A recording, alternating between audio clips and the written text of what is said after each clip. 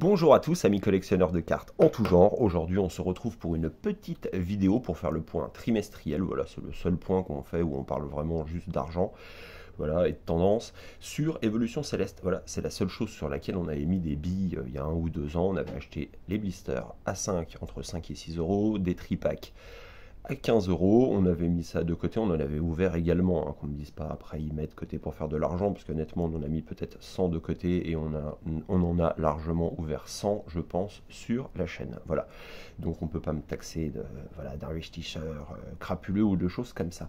Donc pour notre petit investissement trimestriel, on s'était arrêté donc le trimestre dernier sur une légère hausse qui nous emmenait à peu près sur des R7, voilà, des R7 comme ça de blister à peu près 100 euros. Donc là ça a baissé un petit peu, on le voit même dans les groupes, hein, on commence à trouver donc des blisters qui se vendent, allez, on va dire entre 18 et 20 euros.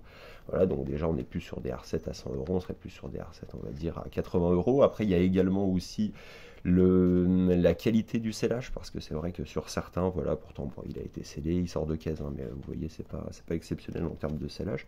Ici c'est un petit peu mieux, là c'est bien, mais on voit que ça se décolle quand même un petit peu, et celui-là, on voit qu'il est décollé également. Donc c'est pareil, vous pouvez les acheter, ils sont safe, enfin pas parce que je les vends, mais quand vous envoyez dans les groupes, ils n'ont pas été recollés, on les a pas remis généralement en dessous, c'est juste que voilà, quoi, ça a été mal collé en usine, et c'est des défauts de fabrication qui sont assez communs, on va dire, dans le Pokémon, et surtout le Pokémon français. Voilà, donc après, pourquoi ça baisse souvent avant les vacances, donc déjà on en voit moins sur Vogt et compagnie à partir à 25-30 euros, donc moins de publicité, moins de Mongols qui les achètent à ces prix-là. Il y a eu aussi pas mal d'Orstock 151, donc les gens, pareil, effet moutonnier, se sont tous dit « Ah, j'ai des coffrets lecteurs à 26, je vais en remettre de côté ». Ça se vend toujours, hein, je vois, ça se vend toujours, allez, ça se vend 40 euros. Il y a des gens qui essayent de pousser un petit peu à 50 euros leur coffret Elector, mais bon, ça se vend pas. Voilà, et 151, on en a déjà parlé. Pour moi, c'est une bulle, ça a été beaucoup trop de publicité dessus. Et du coup, tout le monde en a coffré, les prix n'augmentent pas, le Dracofeu il stagne, voire il baisse, hein, on va pas se mentir, voilà. Je suis ça de près, hein, je suis les prix de près dans pas mal de trucs, et on voit que voilà, ça décolle pas. Alors oui, ça décollera peut-être dans 2, 3, 4 ans. Les gens disent toujours la même chose, dans 10 ans ça vaudra de l'argent, dans 10 ans il faudra voir où en est l'état économique de notre pays, de l'Union européenne et du monde dans sa globalité, et on pourra reparler et voir un petit peu si ça a pris du prix. Mais pour l'instant, les objets de collection, je pense que ça va partir un petit peu à la trappe. Voilà. Les gens qui ont de l'argent vont continuer à collectionner, mais pour ceux pour qui c'était un hobby, qui était un petit peu quand même contraignant financièrement, là je pense qu'il y en a pas mal qui vont aussi commencer à lever le pied. Ça se voit aussi dans les ventes de collection et de choses comme ça. Après pour les prix, alors honnêtement, ouais, je vous dis, on en voit en ce moment partir à 18 euros, 20 euros dans les groupes des blisters, hein.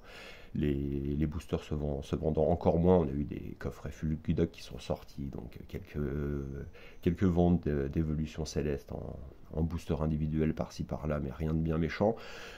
C'est quelque chose qui tient le coup, qui tiendra encore le coup, hein. Pour moi, les jours où vous trouverez ce genre de blister au prix de vente retail, on va dire à 5,90, à ce moment-là, il faudra commencer à se poser des questions, parce que je pense que tout le récent Pokémon ne vaudra plus rien. Après, c'est mon avis, mais on a des cartes de chasse à l'intérieur qui valent extrêmement cher, qui, une fois gradées après, enfin, atteignent des sommets, même si ça baisse un petit peu.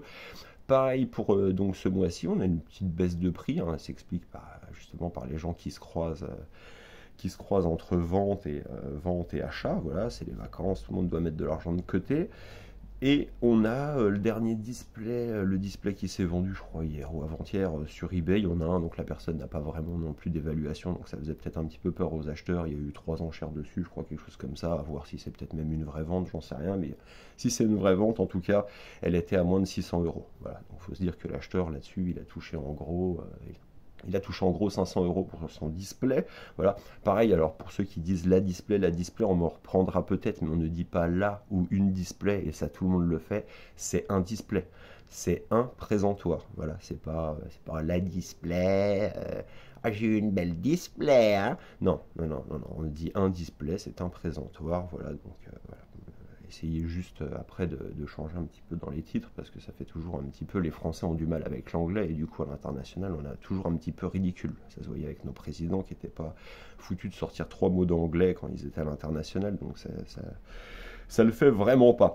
Voilà, bah écoutez, c'était le petit point évolution céleste. Après, ouais, les prix, voilà, Il baisse légèrement, mais pour moi, c'est le seul truc solide sur du récent. Pour moi, le récent, c'est quoi? C'est allez, les 4 dernières années, 4-5 peut-être, mais les 4 dernières années, on peut appeler ça du récent, et c'est la seule chose qui tient le coup. Quand on voit les displays de tout ce qui est récent qui partent à 139 euros, 149 euros dans les groupes, il y en a, ça se vend pas. Après, c'est des périodes de vacances, donc les gens, comme on dit, hein, n'ont pas forcément là, les fonds ni la tête à acheter des blisters, mais plutôt à voir s'ils peuvent partir en camping. Donc, donc voilà, c'est un petit peu la situation du moment. Je crois qu'on a fait le tour là-dessus. Après, les tripacks, par contre, ça se vend un petit peu moins, mais je trouve que les tripacks, surtout avec la petite promo Noctali, bah, ça a tendance à se vendre un petit peu plus cher encore. Là, on est peut-être allez, peut-être sur du 50-60 euros, ça fait du x3, x4, mais on est plus près des 60 euros à la vente. Les tripacks se vendent très très bien, surtout avec le Noctali. Voilà. Bah écoutez, on a fait notre petit point presse-prix sur Évolution Céleste. On se retrouve tout à l'heure avec les enfants, je pense, pour ouvrir un petit coffret Pokémon voilà, qu'on a acheté en solde. Et on se reverra dans 3 mois pour faire le point. Voilà, bah, le point, ça a baissé un petit peu, mais ça stagne. Il n'y a pas eu de grosse baisse et on n'en aura pas, à mon avis. Voilà, sauf si tout s'écroule. Eh bien écoutez, il me reste à vous souhaiter une bonne journée, ensoleillée ou non, et je vous dis à bientôt.